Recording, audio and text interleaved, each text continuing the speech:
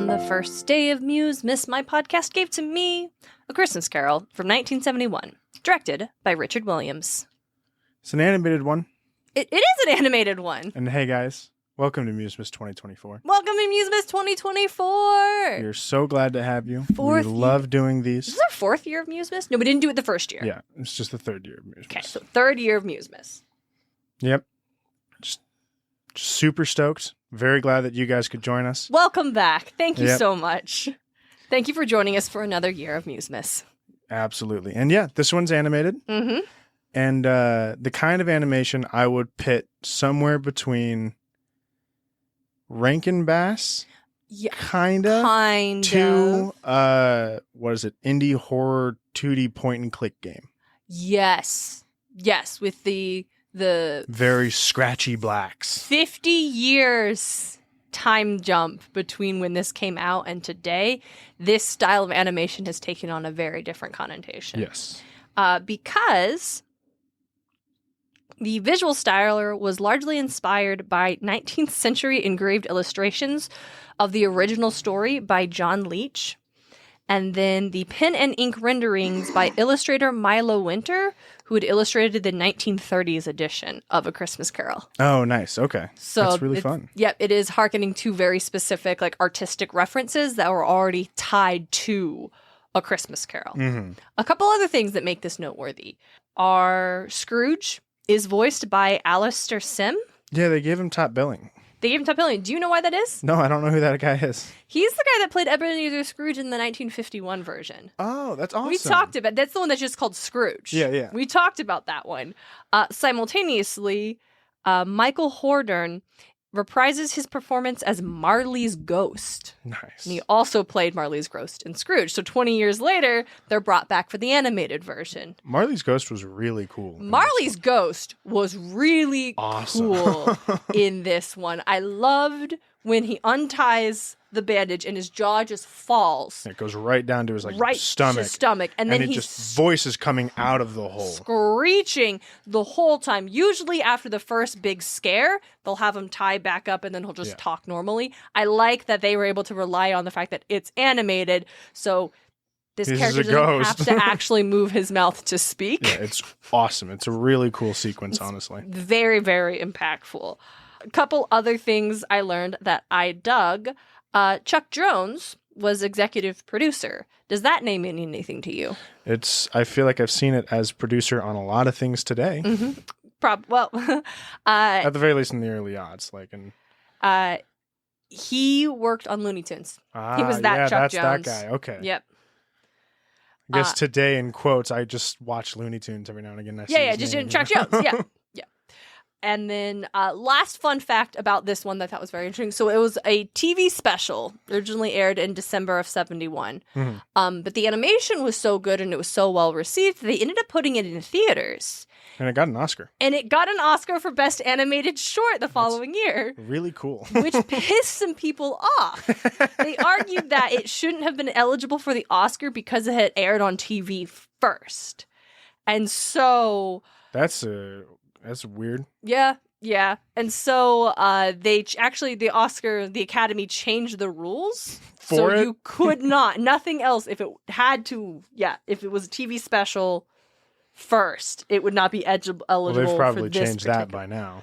I think there are specific ones for best TV specials. Will have its own category, but it would not be eligible for the best animated short. Oh, weird. That's why you'll notice sometimes that movies that have aired or will be airing on Netflix will get this very, very limited theatrical release. They'll release in New York, LA, and Austin. Just so that they can be just we're so in they theaters. Are eligible Great. for an Academy Award. Okay.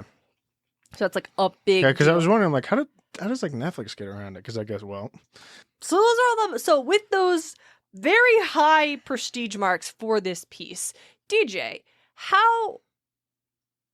as we said at the top, we've done this for 3 years. We're not going to handhold anyone through the plot of A Christmas Carol. It's A Christmas Carol. Even if you just kind of existed by watching TV, eventually there was some special on a TV show that you watched that had A Christmas Carol. Yeah.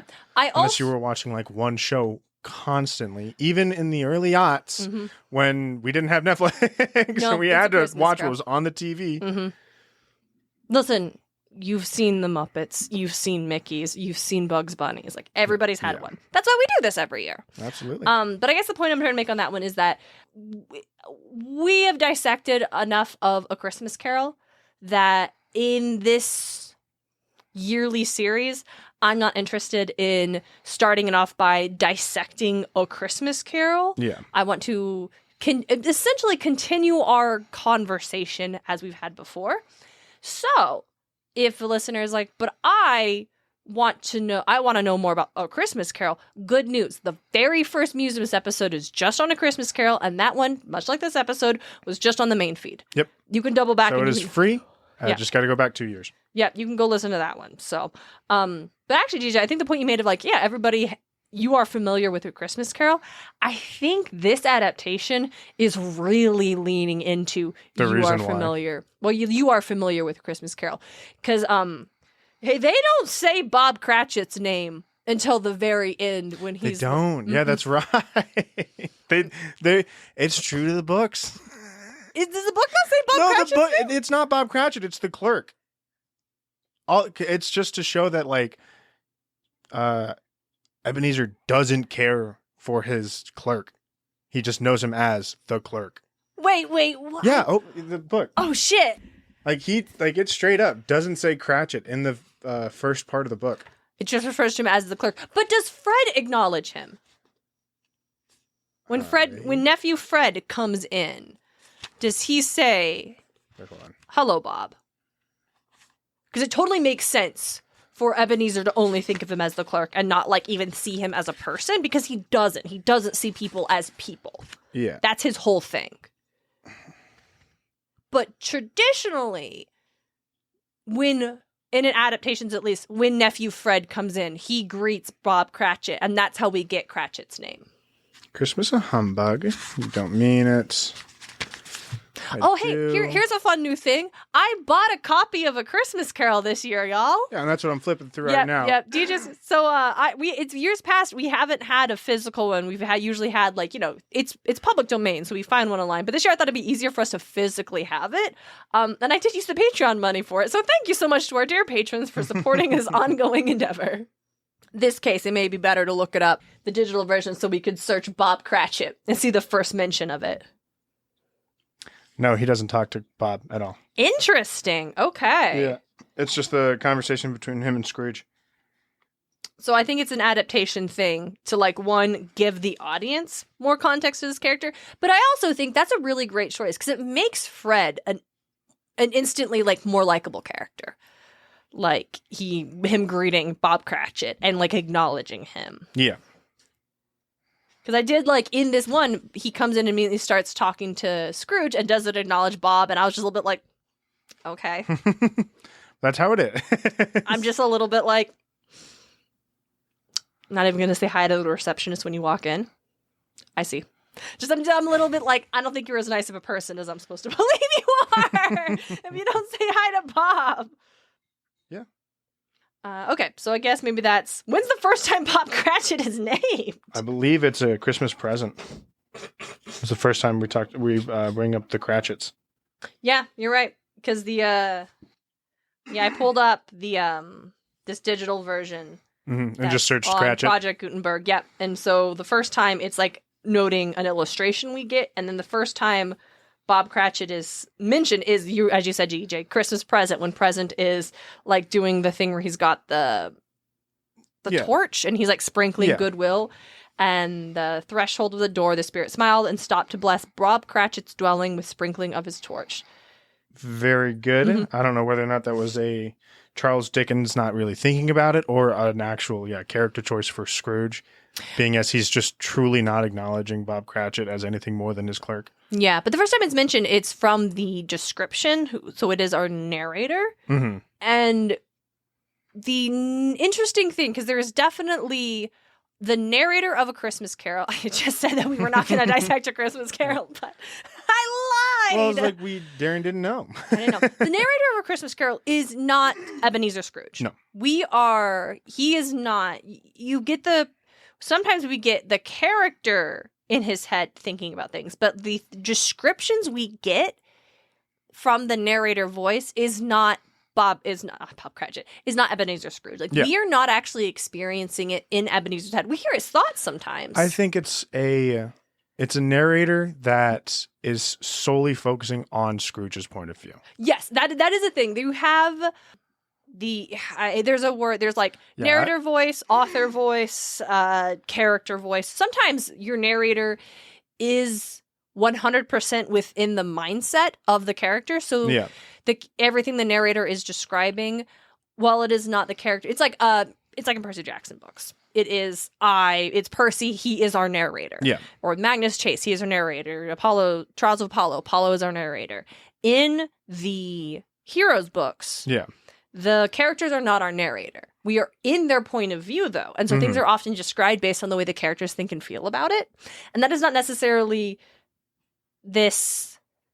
Well, it can be, especially in the Bob Cratchit one where he thinks like, wow, Bob Cratchit, who only makes $15 a week and has so many kids, even the Christmas present is going to bless him one Christmas. Like, that is a little bit of a Scrooge response to seeing that. Like, wow, even worthless Bob Cratchit gets blessed on Christmas. Yeah, it's definitely But it can go back and forth because it's like Marley's dead to begin with. Its own character. Yes, which is what the Muppets did so well in having Gonzo be Charles Dickens. Not just to give us those fucking great lines that are only in the narrator, but also because the narrator is truly not Ebenezer Scrooge. Yeah. That's a thing, just to talk about Percy Jackson a little bit more, that the fandom has to grapple with the adaptations again and again, is that Percy is not nearly as funny when you're not in his head. Yeah. Because 99% of the sassy, quippy things Percy does is in his head, because he does not want to get his ass beat. Yeah. So you have that distinction of the two. But yeah, I definitely think this adaptation was definitely leaning into, because even when we get to the Cratchit's house, that is still not said. Their names are still not said. Bob is not said. We just see them interacting a little bit, and then we jump over, and then once we're back in the next day where Scrooge is reformed and he sees this big turkey and he's like, I will have that sent to Bob Cratchit's house. That's like the only time. And then Bob shows up later. Yeah. I thought that was funny because I'm like, this is way too late in the game for us to get a character name. This is one of the few adaptations. I'm just going to go on points now. Please. Few adaptations that does the time travel. It does the time travel, we all know. And it's literally like one line that just gets changed that completely, it's just Marley saying when the ghosts are showing up. Yeah. And if you say it, it's like the first one shows up at midnight, the next one shows up at 1, and the one after shows wherever he may be. Which is the most common version of the adaptation. It's how it goes. But then when Scrooge wakes up and he's wondering what day it is, why does that make any sense? He was told it'd only be for tonight. And I think audience just interpret it as he's just disoriented about what happened to him. But you're right. But Marley literally tells him, you're going to miss Christmas. Yeah, it was like the first ghost will show up tonight when the bell strikes 1. The next one will show up the next night when it strikes, I think, 1 or 2. Yeah, I think it's the same time. And then the final shows up the night after at midnight. Yeah. And you're like, well, shit, now it's December 27th and he's too late. Yes, that's the thing we've talked about in the past a lot. That means a lot. That, again, is so small and it's easy to excuse as... And I think it's only done because they don't want the audience to get confused because you don't really see the of the day. And I think the adaptation is done because there are some writers, directors who think it'll confuse the audience. Yeah, it sucks. And it won't. It takes away some of the... It just takes away. It truly does. Mm-hmm, mm-hmm. It is important. Some of the desperation in yet to come scene comes from the fact that he might be feeling like it's too late. Yes. A point detracting from this one, no sister. Yeah, no sister. We don't have the sister. I really thought when we got look at him as a child. We even got the scene where he's like reading the book. we got the visions in his head. I was like, oh wow, we never get crazy. The visions. Yeah, but then it jumps right to Fezziwig, and then they were look a few years later. I'm like, oh, we're at Fezziwig's, and I'm like, all right, okay, okay. Hate to see it. It's fine. And then we also didn't get the girlfriend's life after, which is a thing we never get. It never happens, get. And it's the girlfriend's life kind of rough. After. Yeah. I think because it's also to show here's a choice you made, and this is what you could have had. Yes, this was within reach, and now it's gone. And it also demonstrates that she was right to leave him. Like his whole thing is like, I'm afraid of being poor. I need this wealth. But we see, also I think about Scrooge, is that he is incredibly wealthy. And But we he also lives so poor. He lives in squalor because he does not want to share, not even share, spend a cent of it because it's like a hoarder mentality. Yeah. Like, and that demonstrates that Scrooge is greedy, but this greed, it does not manifest in the way that a character... It does not manifest in opulence. It doesn't, right? There's no opulence in Scrooge and what he has. Like, he won't donate, but not because he's just going to turn around and buy like a fucking super yacht, right? And he's eating like leftover potato and stuff, and so animated Scrooge in his like bed hat is just sticking like straight up. Why was it sticking straight up like he's goddamn warped in over the garden wall? He's a fucking goober. That's why. Usually it's like flops over. I don't know what the starching in his hat was, but it was choice. It was very funny. Mm-hmm. I don't know if it was supposed to be funny, but I found it very funny. Yeah. The sleeping cab is a little goofy. Yes. Do you know who I didn't find funny? Who? Ghost of Christmas Past. That's a scary motherfucker. I really liked its design. It warmed up on me, but when he first showed up, I did out loud say, "Nope, I do not like." So He's a this Christmas Past scary-looking is like somebody who's like it's them every year of their life constantly overlapping and like an opacity change and just like shifting and morphing and pulsating. But specifically, one body, three heads. That's how But it kind of blend comes into out. one big hairstyle. That's kind of how it goes, but it's like the body has like multiple outlines of it. Yeah. Yes. So it really is like it's constantly shifting back and forth, and I thought that was really cool. I did, yeah. The first, when he appeared and I wasn't prepared for it, because typically Past is usually very cute. They will go for something very cute, very sweet. And I do like the choice. Yeah. I definitely, he's usually described as a candle. Yeah, just like a candle. And that's because Scrooge puts them out. We get the scene where Scrooge puts them out. We never get that.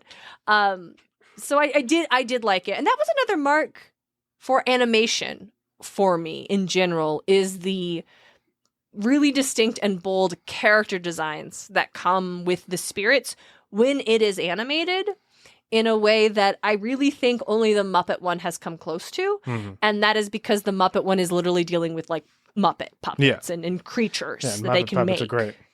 And again, okay, I will say, nothing scarier than Past in, well, I was going to say Muppet. Muppet Past is pretty upsetting, but no, the animated Jim Carrey Past is the most upsetting one. Yeah, please stop wiggling your head like you're a cobra. I don't like. Oh, this is the no, flame, I know he does. I didn't like it. So funny. That one's the most upsetting one. Jim Carrey plays all of them. It's crazy. He plays every character. No, but but I did like this one, and it was definitely very truncated because it's an animated TV special. It was like 25 minutes long, short for even our animated. We got adaptations. The workhouses and the ships. We never get the workhouses. Those don't come up all too often. Yeah, which is really nice. Yeah, there's a thing in like the middle of the Christmas present sequence. Who looks like a classic Father Christmas, and I'm never mad about that. Oh, he always looks great. He always looks great. There's not a lot of creativity in a Father Christmas design. I think the only present I didn't like was Scrooge on Netflix. I thought his was a little. Oh, the animated one. Yeah. They swung. They made a choice for that scene, and it didn't land for me. No, it didn't land. Everyone else landed. Yeah. Everyone else landed. But we're not talking about that one. We're not talking about that one. His design was great in this one. I fucking loved it. It was just classic. Yes. Dude. Yeah. There's a sequence where he shows like people in a workhouse and also folks out on a lighthouse. Yeah. In like this cold, decrepit space, singing and celebrating Christmas and demonstrating that even in the harshest conditions, there is Christmas joy and people choosing to celebrate in a way that Scrooge himself chooses not to. And I realized I'm actually totally fine with adaptations that don't include that. I love it. I think it's great. I think it's a point. Is it a detractor when it's not there? Like half a point? Really? Why is that? Because I think it helps express to Scrooge, like what you just said, these people are celebrating in the harshest conditions, but here you are comfortable due to some of these people. And you're just... Due to some of these people is a good marker. Yeah. That's a good point. Also, he kind of told these people to die. Like, these are the people he said that should die. Yeah. We get that line where Scrooge, when he's talking to the folks that are coming to collect, which I thought that sequence was also kind of weird. It was the whole beginning felt, again, as you said, it's 25 minutes, so it's a little quick paced. Yeah. So the conversations, like the conversation between him and Fred is a little weird. The conversation between him and the collectors are a little weird. So she was like, do we have the pleasure of addressing Mr. Scrooge or Mr. Marley? And it's like, well, Mr. Marley's been dead these 7 years tonight. We're collecting for the poor. Will you give us money? Like they don't even be like, oh, I'm sorry to hear that. Like it's 7 years. So like the loss isn't like fresh. But even still, it's just it's bad form. It's bad form, not even to acknowledge any kind of condolence. Like, give us money, please. Yeah, that would have been better than give us money. It's like, well, we're here to, just get any some kind of acknowledgement. donations. Right. Yeah. They don't even acknowledge. They're just like, we're here to collect donations. They responded as if he had said, Mr. Marley's already out for the evening. Yeah, like, they right, did literally. not react to, like, he's dead. He's not here right now. Yeah. And I think that's another thing I like is like when they have that line of like, because it's Scrooge and Marley, or Marley and Scrooge, Marley's name is still on the sign because Scrooge is too cheap to pay for a new sign. Yeah. Like it's not even out of sentiment for Marley. Or even anything to cover up Marley's name. Yeah, it hasn't even painted over. There's nothing new. There's just... It's just Scrooge and Marley. Just Scrooge and Marley. I like...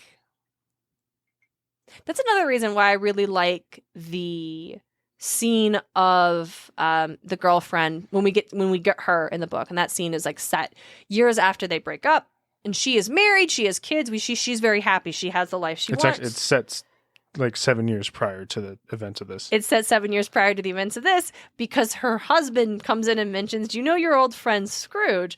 Well, his partner, I hear, is in his sickbed dying."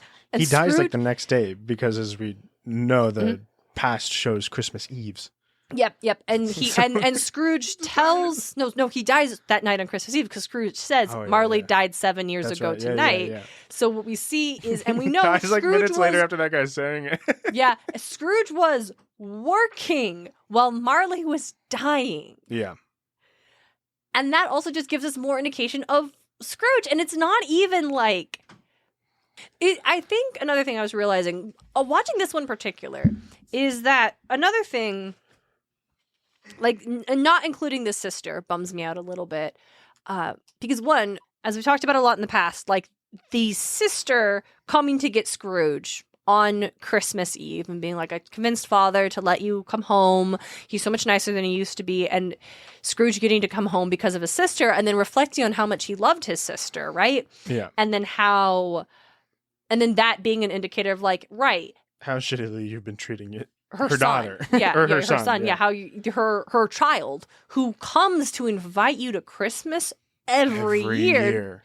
And you just seem to have forgotten what that meant. And I like, and that means a lot because it gives a lot to Fred, but it also indicates that, yes, even though when he was a child, he had this like lonely Christmas at the boarding school where all of his friends left and his father didn't send for him, and that was a bummer, and he just had his books and stuff.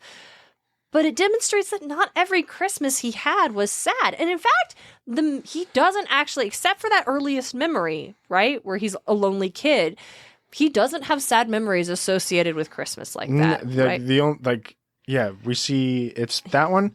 Then his sister coming to get him. Yeah. And it's Fezziwig. And that's huge. And when he had whenever he worked for Fezziwig, these big celebrations. And then, he and the girlfriend, and if you're new to this, we call her the girlfriend because she doesn't have a name. Sometimes she's Belle.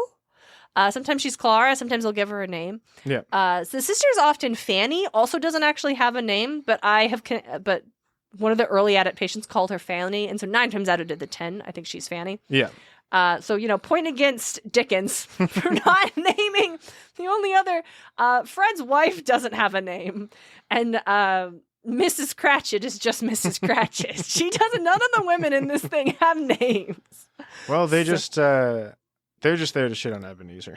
They truly are, though. Like, and good for all them. of them. All of them except for his sister. Yeah. Who is dead. Yeah, they're all there to just dead? dunk on this fucker. And well deserved. But that's the thing. It's like, yeah, and then her girlfriend broke up with him on Christmas Eve, and that's kind of a bummer. But that was like his own doing. Yeah. He doesn't have, it's not that like he doesn't like Christmas because he associates it with a traumatic time or a deep like sadness. Like there's one adaptation we watched where his sister died giving birth to Fred on Christmas Eve. And that's like, oh, of course you don't want to. And I think that's super important. And one thing I don't know if we've articulated, Scrooge doesn't have a good damn reason to be this much of a jackass. This is so important. It's just, we don't know where it came from. Yeah. And it came from, like, truly his fear of poverty. But it's probably because every year people come up to him asking for, like, just handouts. And that's how he views it. Yeah, that's how he views it. Like, I don't want to give out handouts. And this is the time of year when I get bothered about it the most. Mm-hmm. So I hate this season because of that. Yeah, because he, like you said, he views it as handouts and not opportunities to help folks who are struggling. Like he is very much, and even like he's like, oh, like that's line that is in this one where he's like, oh, well, are there no workhouses? Are there no debtors' prisons? Or what debtors? What is the line? Yeah, debtors' prisons. Yeah. Like, oh no, some people would rather die than go there. Well, then they should die and decrease the surplus population. Yeah. Which this one does a weird thing where it just has him do that whole, instead of it being a back and forth, he just says all the lines. And I'm sure you'll say this, and to that I say it. I'm like, yeah, it's like, why just let them say it? It must have been, we only got enough money for like 3 lines from these guys. We're not going to pay him anymore. And then when Scrooge sees him at the inn and he just whispers in his ear, oh, yes, I'll see you tomorrow. Like, why is that a whisper? Yeah. Like, why didn't he just say, like, oh, please come by tomorrow. I would love to, like, give you a donation. Right. Like, it's so weird. It's just a little goofy. It's a little goofy. It's not bad. It's just goofy. At the time, this was celebrated as one of the best animated adaptations of A Christmas Carol. And I definitely think it's really strong. Oh, yeah. Definitely for 71. Yeah, definitely for 71. I think even the animation being weird, it's not bad. No, the animation, it doesn't look cheap. It starts off and you're like, and then you get used to it, and then you start like noticing the charm of it, and you're like, okay, yeah, let's go. Yeah, this is great. It's it does that thing. It started off like the way that I felt about it started off very similar to how I continued to feel about that last animated one we did last year. Mm-hmm. I don't even remember what it was, but it was such bad animation. Yeah. It was like, that was rough. It was like Scooby-Doo on a $50 budget. Mm-hmm. Like that kind of animation. Yeah. And you're like, oh. But this one started off with that feeling, but it quickly grew into like, oh, this shit's actually really hype. It's very good. Like the animation is definitely it's a distinct choice. Good. Yeah. Yep. The things that are weird about it aren't necessarily because someone due to came limitations. Along and but that also could be true. Laziness. Like it is due to limitations. Limitations, not laziness. Yeah. I think is what it is. Yeah, limitations, not laziness. Because you can tell. Yeah. And that's really charming. And I do think it does do really strong. And then we get the throwback line when Scrooge is seeing Tiny Tim and he's asking Christmas present, will he be okay? And Christmas present's like, in the future, I see a crutch without an owner and, an empty chair and a family mourning, basically. And he's like, oh, no, like, that's awful. And then that's when Present throws back at him, like, wouldn't it be better for him to just die and decrease the surplus population? And that line gets cut so often because it is so cruel. Yeah, but it's so important. It's just throwing it back in his face. Throwing how cruel those words were. Yeah, because it's like Scrooge is a selfish asshole. Yeah. Who is just not practicing empathy. But he is the Grinch. He is the Grinch. But he's not... Or he's what the Grinch was on, like, in the stages of, like, Pokemon evolution, right? He gets to the Grinch later where he wants to steal this shit and doesn't want to fucking deal with it no more. Yeah. But he got cut off early and became That would be fucking crazy. The ghost didn't show up, and so then the next year Ebenezer steals Christmas. Insane. I got the wrong house. It's like, that is kind of what he's almost doing to the Cratchits, to Bob, when he thinks about when past shows him Fezziwig. That's something I really liked in this one, where the past is being like, well, why does it matter? He spent so little money. Like, why are you praising him? And he's like, well, don't you see? Like, he could make us happy all he did was spend money, and the full line is really good. Yeah. A small matter, said the ghost, to make these silly folks so full of gratitude. Small, echoed Scrooge. The spirit signed to him to listen to the apprentices who were pouring out their hearts in praise of Fezziwig's, and when he had done so, said, "Why, is it not? He has spent but a few pounds of your mortal money, 3 or 4, perhaps. Is that so much that he deserves this praise?" "It isn't that," said Scrooge, heated by the remark and speaking unconsciously like his former, not his latter self. "It isn't that, spirits. He has the power to render us happy or unhappy, to make our service light or burdensome, a pleasure or a toil. Say that his power lies in words and looks, in things so slight and insignificant that it is impossible to add and count him up. What then? The happiness he gives is quite as great as if it cost a fortune." He felt the spirit's glance and stopped. "What's the matter?" said the ghost. "Nothing in particular," said Scrooge. I feel like I must have had this conclusion years ago. We do this every year. But like this one, I feel like I'm like, why did it never click to me that the reason we have the Fezziwig scene is to demonstrate how Fezziwig treats Scrooge versus how Scrooge treats Cratchit. Yeah, and that's what all of these scenes are to do. They are actually anchoring Scrooge's behavior to the people in his current life. Yeah. Like for the past, it was the way he treats Fred and how that is a terror. Well, it's also to their memory, to the memory of people who used to make his life so full. Like his sister is gone, and how does he treat her memory in regards to her son? He talks about how Fezziwig is gone at this point, and how is he treating Fezziwig's memory in how he treats his own employees? Like, and then with, I think that's so good.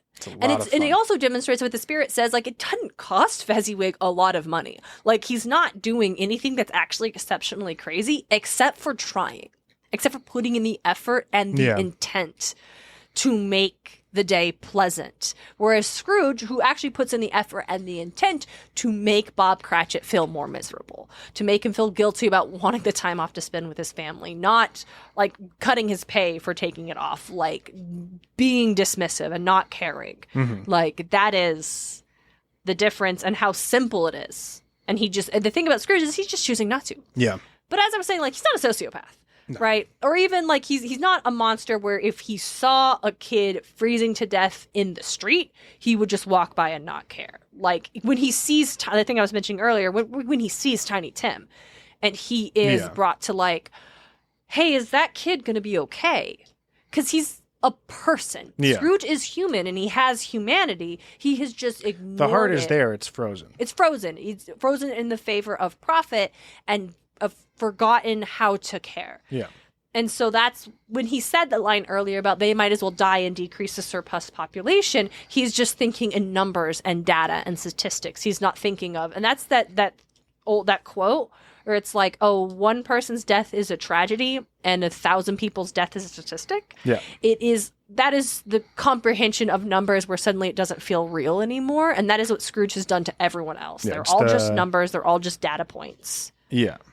It's just the separation from it. Yeah, but seeing Tiny Tim and as a person who is at the risk of being lost, and then having his own words thrown in his face in the context of Tim, and then having to grapple with the fact that that is every single person he was talking about. Yeah. Every single person is a Tiny Tim, no matter who they are. And that's why I don't like it when they take away that line. Because I think it's so important to underline Scrooge is needing to remember how to have empathy for other people. Yeah. And this was we get the weird kids too. Yeah, we do. We get ignorance and want. Ignorance and want.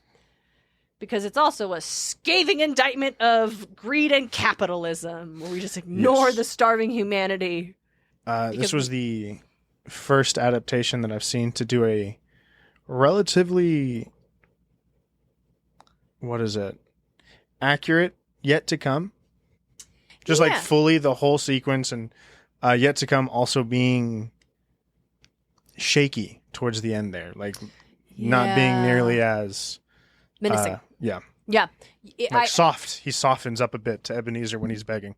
Yeah, usually he's just standing there hard pointing. This one actually, we got him being like, Because these spirits are coming because they want to help Ebenezer. Like, that's what Marley frames it as I have done this to help you. And Yeah. Scrooge thanks him. I don't think we necessarily got those lines exactly in this version, unfortunately. Because I do love it when he's like, I have helped you. Oh, thank you, Marley. You'll be visited by 3 spirits. Could you help me in some other way, perhaps? Yeah, it's good. It's funny. But yeah, usually, especially in the animated versions, Yet to Come is a Grim Reaper character who seems to delight in Scrooge's suffering. Yeah. Like specifically in the Mickey Mouse one when it's Pete and he just 'Cause it's kicks Pete. Scrooge into the open grave. It's so crazy. So funny. But yeah, no, this one actually, it did have a second, just like that split second. It's in the book where the finger that is pointing just doesn't become nearly as hard. I don't know how else to describe it other like than that. Wavers. Yeah. Yeah. No.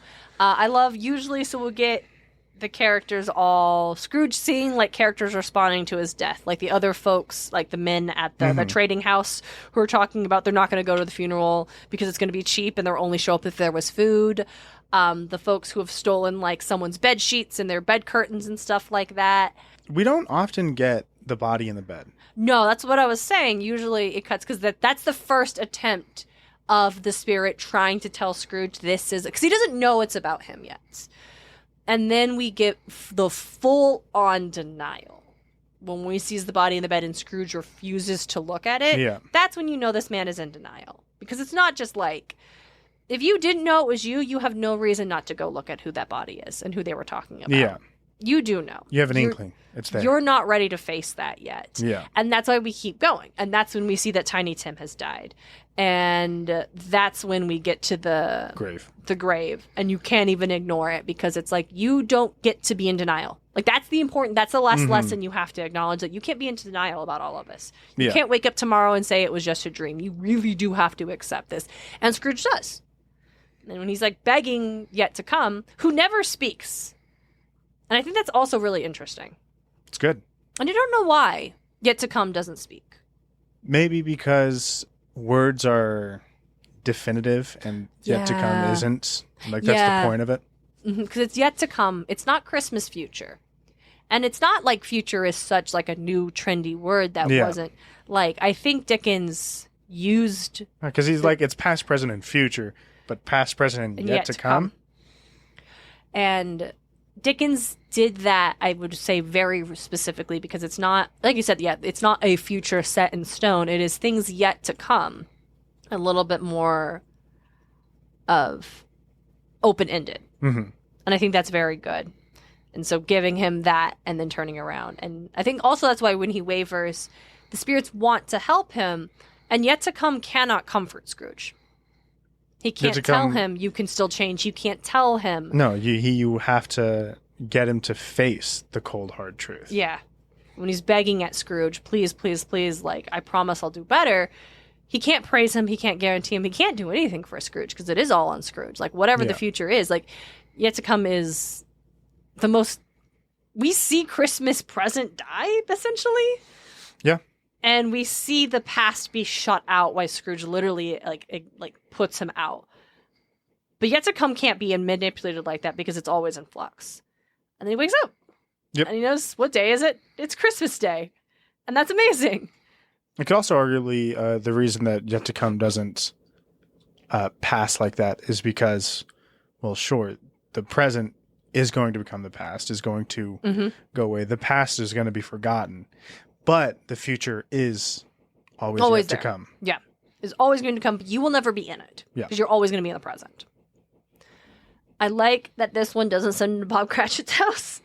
I definitely way prefer when they don't. Yeah. I like it when he just sends the turkey. Sends the turkey because he knows they don't have a lot. Yeah, because it's like you send the turkey, it's a gift, and...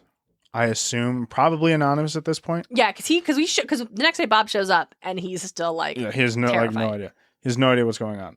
Yeah, send that and go hang out at your nephew's. Your family, awesome. where you were Big invited. Fan. Big fan of that. Yep. Way prefer that. Yep. It's I do hate it when he goes to Cratchit's and that's where it ends. Yeah. Or that's where it then cuts to the next day, right? And you're. No, I guess that's where it ends. That's where if he goes to Cratchit's, that's where it ends. Yeah, He brings him the presents. He tells him, "I'm going to miss increase out your on rage." like the rest of the stuff. Yeah, sometimes he'll see Fred and be like, "I'm going to come to your house later." But we got the Fred. This one was a little bit softer with the other characters. We don't have Bob being like a toast to Scrooge, what is it? Founder of this feast. Founder of the feast, and Mrs. Cratchit being like, founder of the feast. Fuck off. I'm the founder of this feast. Yeah. He doesn't do a damn thing. And even like at the party when they're making fun of Scrooge and being like, he's the stingiest animal in all of, or the most stubborn animal in all of England. But even like Fred makes fun of him and is like, oh, but I do toast my uncle, right? Like it's still softened, but it also demonstrates like this is what other people think of you. Yeah. And he doesn't like that. Most people don't like you. They don't The reason Cratchit kind of likes you is because you pay him. You pay him, and you don't even pay him enough. And you give him a job. You give him a job in this trying times. Yeah. I think it's just because Bob Cratchit is a loyal human being. Yeah. And so he's a good man. He's a good man who appreciates what Scrooge does. But for real, Scrooge doesn't deserve that loyalty. Oh, no. Definitely deserved the raise he got. Yeah. Y'all can watch this on YouTube. Yep. It's right there. I recommend it. It's short. It's fun. It's weird. It's just the 25 animation. minutes. It's quick. The way nice. it pans between scenes sometimes when it goes down the buildings, and there's one scene where you're like following some rats and stuff. Like, it's surreal. It's just a camera on a flat Yeah. thing. That's all it is. Yeah, it's bizarre. Like they have it painted out, and at the early scene, I'm pretty sure it's just like spinning this loop of the rooftops, and it was a little strange, but anytime it's like the backdrop and it's just still like that, it's because I assume it's a camera looking over the image. But I really liked it, and I do find it endearing that Alistair Sim is and then Marley are coming back for those roles. It's a lot of 20 fun. years It's really later. cool. Yeah, Good I think it reads different than like a Disney animated one that they're just going to recast James Earl Jones as Mufasa because like y'all knew that was the and it's right really cool. choice. You cannot believe that. Right, like I'll never get over that. That's fucking ridiculous to me. Like, come on, Jesus Christ. Like that. At that point, again, just re-release these movies in the theater. I will go see them. Re-release them with like special popcorn buckets. Yeah, like you got that. the popcorn buckets to get people into the theaters now. You can do this. Yeah, okay? I'll go see it. It's crazy. You could do a little BTS at like the ending of it. Like, come show on. some footage we haven't seen. Like release the archives. That's what Coraline did last year. It was great. So fun. What's weird is that I don't know why they don't do both. Like if you're gonna release this movie, fine, but like why aren't you also gonna go see Lion King? That's printing money, Disney. Okay, stop it. When they do that, when they bring back an actor from the animated one to the live action, it just feels like you knew this was fine from the start. But if you flip it and you bring the actor from a live action, then it's like a great homage. So it's really cool. It's different. You know? It's totally different. It's this is fun. When I heard James Earl Jones casting, I'm like, yeah, you guys knew it was perfect. Yeah, you knew this was great from the jump. You didn't have to do this. You know, just re-release it. What do you not want Matthew Broderick attached to it anymore? I guess. You need big names, whatever. So that is the first of our Musemas, and we've got many more. If you're here on the main feed, tomorrow's episode will be over on Patreon. It will be available to all paid and free members. Yep. So you can jump over and listen to it there. And then after that, it is just the gift to our patron supporters at all tiers. But that's where you can find the rest of Musemas if you want to keep up. If you were like, I feel like I talked a lot about the book and I need more context, you can go back a couple years and listen to us specifically talk about the novella. Yep, and that is just a nice quick rundown of, the novella. Right? We just go through it point by point. And it is me thinking that maybe we need to revisit it now that we've developed some very specific and strong opinions about it. Maybe next year, episode 1 is us revisiting the novella again. Because now, like, we've been doing this for a while, we have a lot of really serious thoughts. Absolutely. DJ, how do you rate this one out of 4 Christmas ghosts? 4?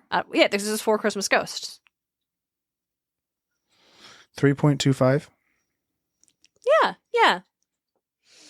I think it was good. Yeah. It could have been better. Could have been better. But it was pretty good. It was good for what it was. Yeah. Yeah, I give it 3 out of 4 Christmas ghosts. All right. Thank you guys so much for joining us. We'll see you all tomorrow. Merry Christmas. And happy holidays.